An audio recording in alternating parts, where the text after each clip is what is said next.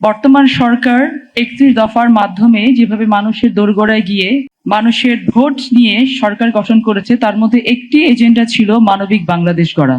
আমরা ধরে নিতে পারি আজকের এই কার্যক্রম, আজকের এই যে পথ চলা শুরু হতে যাচ্ছে, সেটি হচ্ছে একটি মানবিক বাংলাদেশ গড়ার পথ চলার আমরা শুরু করতে যাচ্ছি ইনশাল্লাহ। আমরা যে কার্যক্রমটা করতে চাচ্ছি, যে সেক্টরকে নিয়ে করতে চাচ্ছি, তাদেরকে একটি ইনফরমেশন, একটি মেসেজ আমরা দিতে চাচ্ছি, আপনারা মানেই বাংলাদেশ। প্রতিবন্ধীকে, প্রতিবন্ধিতাকে, প্রতিবন্ধীর পরিবারকে আমাদের সোসাইটিতে আন্ডারমাইন করা হয়, তাদেরকে মনে করা হয় তারা ডিফারেন্ট কোনো একটি বোধহয় গ্রহের মানুষ। এই মানুষগুলো যে আমাদেরই সন্তান, এই মানুষগুলো যে আমাদেরই আপনজন, সেই বিষয়টাকে সার্বিকভাবে তুলে ধরার জন্য আমাদের এই পথ চলা। একজন স্পেশালি এবল, বিশেষভাবে সক্ষম মানুষকে ভালো থাকতে যা যা করতে হয় বর্তমান সরকার সেই কাজগুলো করার জন্য কার্যক্রম গ্রহণ করছেন। তাদেরকে, তাদের শিক্ষা ব্যবস্থাকে স্ট্রেনথেন করা, তাদের সেবাকে স্ট্রেনথেন করা, তাদের সেবার মান উন্নত করা, প্রত্যেকটি বাচ্চার, প্রত্যেকটি মানুষের যেই ধরনের থেরাপি প্রয়োজন সেই থেরাপিকে সহজ মূল্যে সহজলভ্য করা, ঘরের দোরগোড়ায় পৌঁছে দেয়া, প্রতিটি জায়গায় সেন্টার তৈরি করা, এই মানুষগুলোকে বাংলাদেশের ইকোনমিতে কানেক্ট করা, এই মানুষগুলোকে বাংলাদেশের মেইন স্ট্রিমে নিয়ে আসা হচ্ছে আমাদের এই পরিকল্পনার মূল উদ্দেশ্য। আমরা যেটা মনে করি যে ডিসেবল বলে কোনো কিছু নেই, স্পেশালি এবল, তারা বিশেষভাবে সক্ষম মানুষ।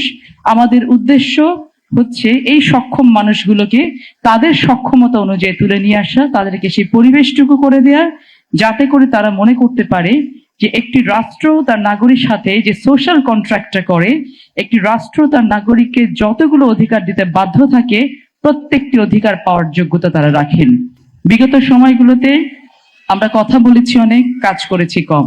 এখন আমাদের কথা কম, আমাদের কাজ কেবল কথা বলবে ইনশাআল্লাহ। আমাদের কাছে অসংখ্য ডেটা রয়েছে, কিন্তু ডেটাগুলোকে ইন্টিগ্রেটেড সিস্টেমে ডেটাবেস সেরকম করে তৈরি করা নেই, সেই কাজে আমরা হাত দিয়েছি। আমাদের প্রতিবন্ধী স্কুল রয়েছে অনেক, অসংখ্য প্রতিবন্ধী স্কুল, কিন্তু মনিটরিং এর অভাবে এই স্কুলগুলো যে পারপাসে করা সেই পারপাস সার্ভ করছে কিনা সেটা আমাদের কিন্তু এখনো নখদর্পণে নেই। আমাদের মন্ত্রণালয় ইতিমধ্যে কাজ করেছে, যতগুলো নিবন্ধিত সমাজ কল্যাণ মন্ত্রণালয় এফিলিয়েটেড যতগুলো প্রতিবন্ধী স্কুল রয়েছে, প্রত্যেকটি প্রতিবন্ধী স্কুলে বিশেষভাবে মনিটরিং করে যেগুলো ভালো সার্ভিস দিচ্ছে, যেগুলো পারপাস সার্ভ করছে সেগুলোকে রেখে বাকি যদি কোনো ভুইভোর প্রতিবন্ধী স্কুল থাকে সেগুলোকে বন্ধ করে দেওয়ার জন্য আমাদের কাছে নির্দেশনা এসেছে।